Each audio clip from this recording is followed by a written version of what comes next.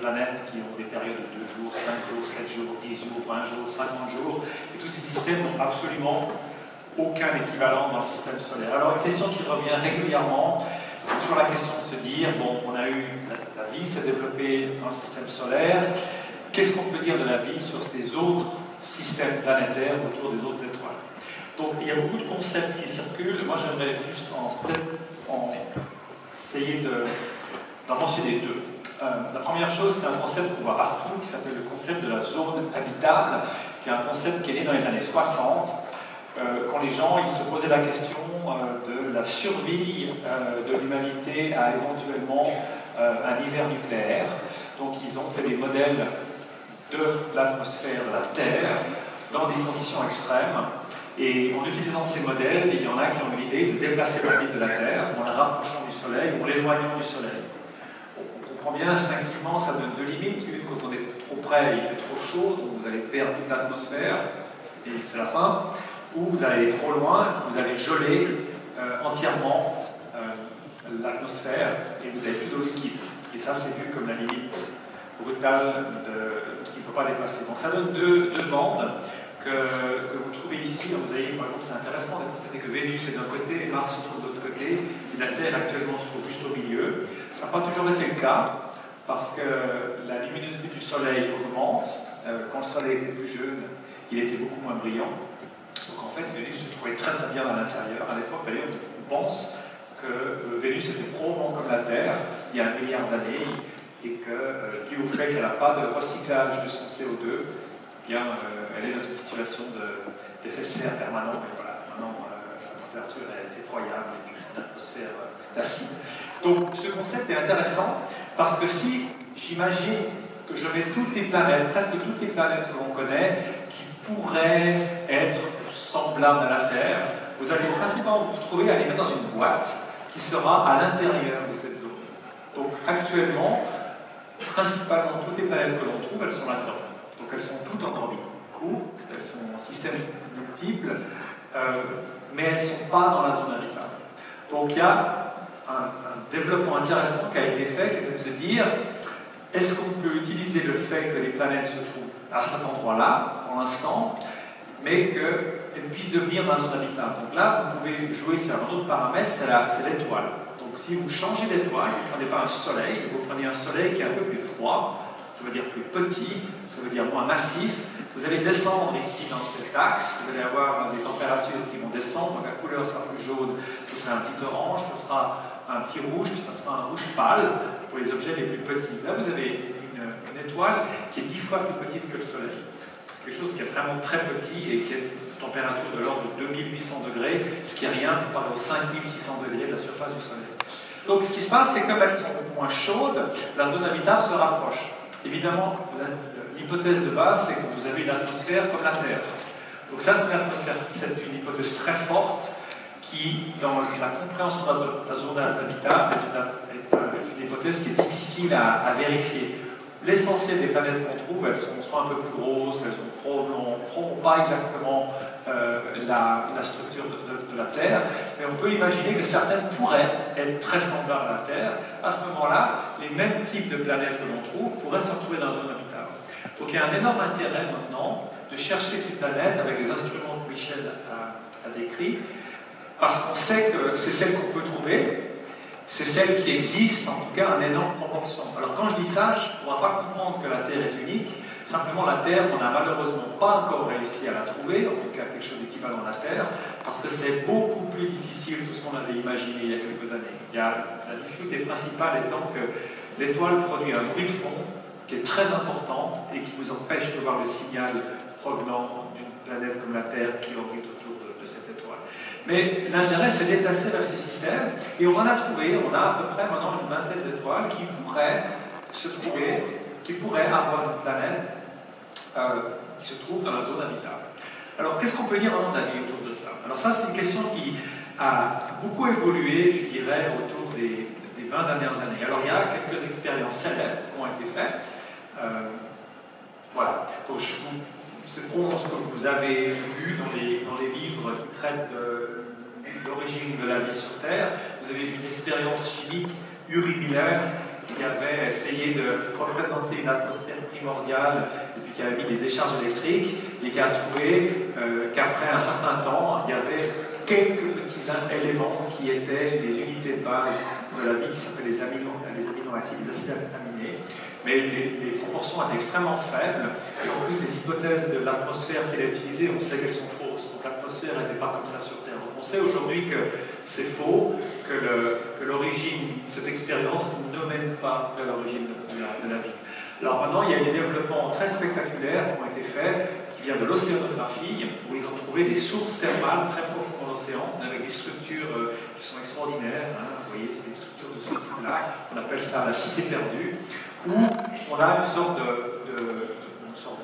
réacteur chimique où vous avez par-dessous la température, vous avez la pression qui pousse, et vous avez une sorte de réaction, beaucoup de réactions chimiques qui se font à l'intérieur de ces structures. La difficulté de cette hypothèse de l'origine de la vie au fond des océans, c'est qu'elle est bonne dans son concept, mais elle n'a aucune structure d'explication. C'est-à-dire qu'on n'a aucun moyen de démontrer que ce genre de machine chimique crée de la vie. Alors ça fait de la chimie, ça ne fait pas de la vie. Et moi je dis toujours attention, parce que quand vous faites votre soupe, c'est de la chimie aussi. Hein. La soupe, elle n'est pas vivante. Donc il faut toujours se poser la question, qu'est-ce que c'est que l'émergence de la vie? Et la complexité de la chimie qui est inhérente avec ce genre de structure ne veut pas forcément dire que vous allez faire de la vie. Alors là, vous devez déconstruire un peu le problème. Et il y a eu des progrès spectaculaires qui ont été faits, je dirais, ces 5 dernières années dans ce domaine. Et ce qui est intéressant, c'est un peu le message ici que j'aimerais partager avec vous, c'est que ces travaux sont des travaux qui n'entrent pas dans un cadre classique parce qu'ils ont été faits de manière un peu interdisciplinaire. Alors, interdisciplinaire, c'est le mot qu'il ne faut jamais dire, en fait, de la science, parce que vous trouvez dans des boîtes qui ne sont pas bien définies. Mais si vous êtes entre la chimie et la physique, c'est toujours difficile. Vous êtes entre la chimie et puis la biologie, vous entrez dans des domaines qui sont toujours un tout petit peu à l'interface et qui sont difficilement supportés en général. Vous n'entrez pas dans des grandes boîtes faciles à défendre que tous vos pairs peuvent comprendre. Et des travaux ont été faits, et j'aimerais partager justement ces travaux, parce qu'ils montrent quelque chose de fondamental, que la question de la recherche de la vie est un problème qui a quelque part été posé sur la table par les astrophysiciens, parce que, ben voilà, en trouvant des planètes, la question devient naturelle. La question, vous devez vous la poser, et en trouvant des planètes qui ressemblent de plus en plus à la Terre, la question va se poser d'autant plus. Mais finalement, ce n'est pas une question qui va être résolue uniquement dans l'astrophysique. Vous devez vous poser la question, quelle est la structure de la planète que vous regardez? Là, quelque part, vous pouvez vous tourner vers vos collègues qui font la planétologie, qui étudie les volcans, par exemple. Et puis, vous devez aussi vous poser quelle est la chimie qui se réalise, la chimie de l'atmosphère. Là, vous parlez d'une chimie de l'atmosphère, c'est aussi une chimie de la dynamique de l'atmosphère, ou alors la chimie au niveau biologie ou microbiologie. Et là, vous êtes dans la chimie moléculaire, qui sont après les éléments qui peuvent amener vers la biologie. Donc, vous avez vraiment tout un élément transversal. Et l'idée, elle est relativement simple sur l'origine de la vie sur Terre actuellement, et elle apporte des éléments qui, en termes de science, sont fondamentaux. En science, vous pouvez arriver avec la plus belle théorie que vous voulez, si vous n'avez aucun moyen de la tester, ça n'a aucun intérêt. Parce que la science est basée essentiellement sur des faits, sur des mesures. C'est les mesures qui font la science, pas la théorie. Des fois, les gens l'oublient un peu. Donc, vous avez des mesures. Vous avez des mesures qui vous mènent à des conclusions, et ces conclusions, vous pouvez les comparer à une compréhension plus globale, une théorie. Ou vous avez une théorie qui vous emmène à mesurer des choses pour la valider ou pour la contrarier. Donc cet élément est essentiel, et la question de la vie doit passer par cette logique. Donc l'idée ici est de combiner une série d'éléments. Vous avez une planète avec une atmosphère relativement inerte, ce qu'on appelle légèrement réduite. C'est trop réduit, vous avez trop d'énergie dans l'atmosphère, et on sait que ce n'était pas le cas. Vous avez une chimie qui est trop rapide, qui ne prend pas la chimie qui existait sur Terre. Il faut de l'eau, tout le monde est absolument d'accord qu'il faut de l'eau. L'eau est un élément qui est universel dans l'univers, quand vous en trouvez partout, vous pointez un radiotélescope vers une zone de formation stellaire, vous trouvez de l'eau, vous en avez partout, vous en avez sur Mars, vous en avez partout. Donc l'eau, c'est vraiment un élément fondamental qui n'est pas du tout rare, il est basé sur 2 éléments très communs dans l'univers. Vous avez un élément qui est très intéressant, qui est le SO2. que SO2 souffre, c'est lié à l'activité volcanique. Donc il vous faut une activité de type volcanique, de type tectonique sur une planète pour produire ce genre d'éléments en assez grande quantité. Et ça, c'est aussi quelque chose d'essentiel, c'est qu'il ne suffit pas de trouver une planète avec de l'eau, il faudra que la planète avec de l'eau ait aussi quelque part une activité tectonique. Et quels sont les critères? Vous pouvez commencer à élaborer là-dessus, c'est pas évident. Maintenant, il y a d'autres ingrédients qui sont imaginés. Un ingrédient qui est facilement imaginé, c'est l'acide cyanhydrique, HCN. C'est pas quelque chose que vous voulez vraiment avoir dans cette salle. C'est très très dangereux, très poisonneux. Mais en fait, c'est quelque chose que vous avez assez facilement dans les comètes. Vous formez très facilement l'acide cyanhydrique, c'est formé par l'interaction entre les rayonnements ultraviolets du Soleil et simplement le fait que vous avez de l'hydrogène, vous avez du carbone, vous avez de l'azote sur les comètes et vous formez assez facilement ces éléments. C'était à un tel point qu'il y avait une énorme peur quand la comète de Halley, au tout début, à la fin c'était en 1900, quand elle a passé près de la Terre, il y avait des gens qui avaient acheté des masques à gaz, ils avaient peur justement, parce qu'ils avaient détecté justement la présence d'acide cyanhydrique dans le spectre de la comète. Alors on pense que l'acide cyanhydrique arrive sur Terre tout simplement parce qu'il y a plein de choses qui tombent sur Terre, surtout au tout début de la formation du système solaire, vous avez beaucoup de matériel qui tombe sur Terre, maintenant il y en a beaucoup moins, mais au début il y en a beaucoup plus, donc c'est un produit assez naturel que vous pouvez avoir. Ben, ce qui est assez magique, c'est quand vous avez uniquement ces éléments-là et rien d'autre, il y a maintenant un mécanisme chimique qui a été mis en place qui permet de montrer que vous allez former des unités de base de la vie. Alors pourquoi c'est intéressant cette unité de base? Parce que si vous voulez comprendre la vie, c'est sûrement pas en regardant la machine complexe que l'on est actuellement. Il va falloir identifier les éléments les plus primitifs qui soient dans la machine complexe, essayer de les tester et comprendre leur origine. Alors ces éléments sont en l'occurrence les acides aminés. Il y a 20 acides aminés qui forment le vivant. Pourquoi c'est 20? Et ces questions simplement pourraient être naturellement réalisées uniquement avec la chimie de ces éléments. Donc ça, c'est justement la partie intéressante parce que vous vous trouvez en termes d'astronomes à intégrer ces éléments et à rajouter l'élément astronomique qui est la radiation du Soleil qui vient par-dessus, qui fait la mécanique de la chimie. Donc ce qu'on a trouvé récemment, c'était des équipes pluridisciplinaires qui ont travaillé dessus, c'est quand vous faites la chimie de ces éléments et puis que vous mettez la quantité juste de flux ultraviolets qui viennent de l'étoile, vous allez former les bases de la vie, donc les acides aminés. Par contre, si vous n'avez pas assez de lumière, vous allez faire une autre chimie, mais qui n'est pas la chimie qui permet de créer ces éléments de la vie. Donc ça vous permet un test. Vous avez un élément de la théorie qui est testable, il consiste à savoir est-ce que ces ingrédients existent sur les planètes, et les astronomes vont le mesurer, on va pouvoir mesurer s'il y a de l'eau sur une planète, on va pouvoir mesurer s'il y a du SO2, on peut le faire, c'est quelque chose qui est possible, peut-être pas aussi facilement pour aujourd'hui, mais ça le sera, on aura les capacités de le faire, on peut comparer le flux qu'il y a sur ces planètes, et on peut essayer de comprendre la dynamique de la chimie qui se passe sur ces planètes. Alors ce qui est fascinant avec cette théorie, c'est qu'en plus de faire les 20 aminoacides, ce qu'on appelle la brique Lego, l'élément de base que vous formez, vous allez aussi former deux ingrédients qui sont absolument essentiels pour la vie, ce qu'on appelle les nucléotides, c'est-à-dire ce qui va être à la base du codage génétique. Évidemment, on ne va pas avoir un codage génétique aussi complexe qu'on a dans l'ADN, on aura des choses extrêmement primitives avec un taux de répétition qui sera relativement mauvais, avec beaucoup d'erreurs, et qui vous permettra quand même d'évoluer. Aussitôt que vous avez une chimie qui est quelque chose qui peut évoluer, vous perdez le contrôle sur la chimie, et elle commence à vivre sa propre vie, et vous faire du vivant. Donc c'est vraiment là l'idée, c'est de créer ces mécanismes. Et le troisième élément, c'est la boîte, dans laquelle la chimie peut se passer, surtout ce qu'on appelle les lipides, ou les phospholipides, c'est ce qui fait la membrane en fait, d'un système. Alors ce qui est fascinant maintenant, c'est que les travaux conjoints qui se font sur la base de la chimie, sur la base de l'étude de la géophysique, et sur la base des mesures que l'on fait des planètes, on arrive à former un ensemble cohérent qui est testable, pour savoir est-ce qu'on peut former de la vie sur ces bases-là.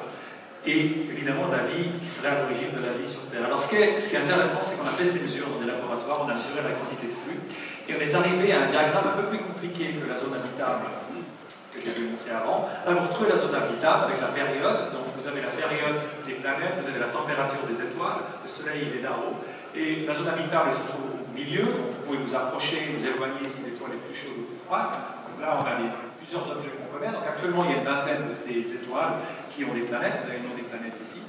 Un système très connu, c'est TRAPPIST, en l'occurrence, qui est un système extrêmement proche d'une étoile très froide. Alors, ce qu'on trouve ici, c'est qu'on se dit, non, mais en fait, si la lumière elle est plus faible que cette ligne-là, la chimie de la vie ne se passe pas, en tout cas pas comme on la comprend avec ce mécanisme. Alors là, vous trouvez dans une situation un peu conflictuelle, c'est-à-dire que pour avoir de la vie comme on la comprend, vous devez être dans ces régimes-là de température, qui est le Soleil, en fait, et vous devez être dans ces régimes-là de période, qui est exactement où se trouve la Terre. Donc en fait, ce qui est intéressant, c'est que la théorie, elle marche avec la Terre, ce qui est bien, c'est un bon départ. On n'a pas encore tout montré, mais au moins elle montre que ça marche. Par contre, ce qu'elle nous dit, c'est quelque chose de très très intéressant. Elle nous dit qu'elle ne marche pas pour toutes les autres planètes qu'on trouve actuellement. Simplement, les étoiles ne produisent pas assez d'énergie ultraviolette pour que ce mécanisme fonctionne. Alors là, vous avez deux solutions sur ce problème. Vous pouvez dire, bon, ok, ça ne marche pas, donc on n'a pas de vie, parce que vous faites l'hypothèse que vous devez absolument avoir ces ingrédients pour former la vie. Vous faites l'hypothèse implicite que la vie est exactement comme elle est maintenant. Ou alors, vous pouvez vous dire, peut-être qu'on a juste un mécanisme qui est basé sur un ensemble de chimie qui s'applique strictement à une situation qui est liée à la chimie qu'on étudie maintenant. Et peut-être qu'il y a d'autres mécanismes, c'est toujours de la chimie, mais ce n'est pas forcément les mêmes ingrédients, et peut-être que ces ingrédients vont aussi faire une structure qui est capable d'avoir des briques de base, d'avoir des membranes, et d'avoir un mécanisme qui permet de procéder à la communication génétique, en fait de faire évoluer. Donc, c'est toujours quelque chose d'intéressant de se poser la question comme ça, parce que vous arrivez à la conclusion que la vie qui pourrait exister sur ces autres planètes, le fait qu'elle ne soit pas la même que nous, ne veut pas forcément dire qu'il n'y en a pas. Donc comment on va la trouver? Ben, on n'en sait rien pour l'instant, mais simplement, on a déjà des éléments qui nous permettraient de jouer et de tester. Donc d'où l'importance d'aller mesurer les compositions de ces atmosphères, les compositions de ces planètes, et d'essayer de les rapporter à certains mécanismes qu'on comprend sur Terre. Alors maintenant, vous me direz, ce qu'il faut faire après, c'est aller regarder dans d'autres zones du système solaire. Et vous aurez raison, sur Mars, parce que ça a dû se passer sur Mars aussi. Vous savez qu'il y a un Mars 2020 qui va y aller, il va y avoir des échantillons, ils vont être ramenés pendant 10 ans plus tard. On aura des études spécifiques de la composition de plusieurs zones dans Mars, avec des zones dont on sait qu'il y a eu de l'eau, donc ça sera absolument fascinant. Vénus probablement était comme la Terre il y a un milliard d'années. Peut-être qu'il y a des choses qui restent là-bas sur Vénus. Très difficile d'aller sur Vénus, parce que quand vous mettez un instrument, vous l'avez à cause d'acide. Mais il y a probablement des choses qui restent, qui sait. Et puis il y a d'autres endroits très très intéressants. Vous vous trouvez sur Europa, autour des satellites des planètes géantes, vous avez Enceladus, vous avez aussi des possibilités d'avoir de l'eau, avoir une structure de type chimique qui existe. Vous voyez, on est vraiment au début de l'histoire, une histoire qui est très compliquée, mais qui nécessite une créativité dans sa réalisation, en combinant un tout petit peu les différentes technologies, les différentes approches. Alors, je vais finir avec cette image qui, en fait, a plusieurs buts. La première but, c'est un ensemble de missions spatiales qui sont liées aux exoplanètes. Juste pour vous montrer que le domaine, la raison de ce prix Nobel, on comprend, le domaine a parfaitement explosé. Maintenant, on a tous ces éléments d'instruments très sophistiqués, très chers, qui sont en place, pour certains qui vont être en place, pour aller justement avancer notre connaissance sur ces planètes. Le fait qu'il y a tous ces éléments et qu'il y a un ruban, ça montre aussi qu'il y a une continuité là-dedans. On est amené à travailler sur des choses qui sont faites avant, qui les prolongent et qui les améliorent. C'est quelque chose qui fonctionne en science. Donc là, c'était mentionné dans les discours, la continuité, la perpétuation du savoir, l'encouragement se procède ici dans la complexité de ces instruments qui sont là. Et la raison pour laquelle aussi j'aime bien ce diagramme, c'est qu'on a beaucoup d'ambition, vous voyez, cet instrument ici qu'on appelle le New World Telescope. Ça veut dire qu'on est en train maintenant d'imaginer des missions spatiales, non simplement qui vont détecter et mesurer la taille, le spectre, on est vraiment en train d'explorer la complexité de ces systèmes et d'aller éventuellement détecter certains éléments de chimie de ces planètes. Et la raison pour laquelle j'adore ce diagramme, c'est parce qu'il y a notre petit bébé suisse, qui est Keops, ici, qui est un satellite pour lequel l'Université de Genève est extrêmement impliquée, va avoir un rôle essentiel, l'Université de Berne, et puis beaucoup d'acteurs industriels suisses. C'est le premier satellite scientifique suisse. C'est le premier satellite qui va aller mesurer précisément la taille des planètes, qui est opéré par l'ESA, qui a déjà eu un satellite avant. Les Américains l'ont fait, l'ESA ne l'avait pas encore fait. C'est Keops. Et puis c'est un satellite qui va nous occuper beaucoup ici à Genève, avec l'équipe CALAB, les collègues de Berne, et puis beaucoup d'autres pays européens, parce que la recherche se fait de manière internationale. On a des Allemands, des Anglais, des Suédois, des Italiens, des Français, des Espagnols, des Belges, des Hongrois, j'espère que je ne dis personne, qui participent à ce satellite, et ça, quelque part, c'est la beauté de la science. Alors là, je vous laisse avec cette image que la science est merveilleuse, qu'on fait des choses merveilleuses, et puis qu'on a beaucoup d'ambition. Merci.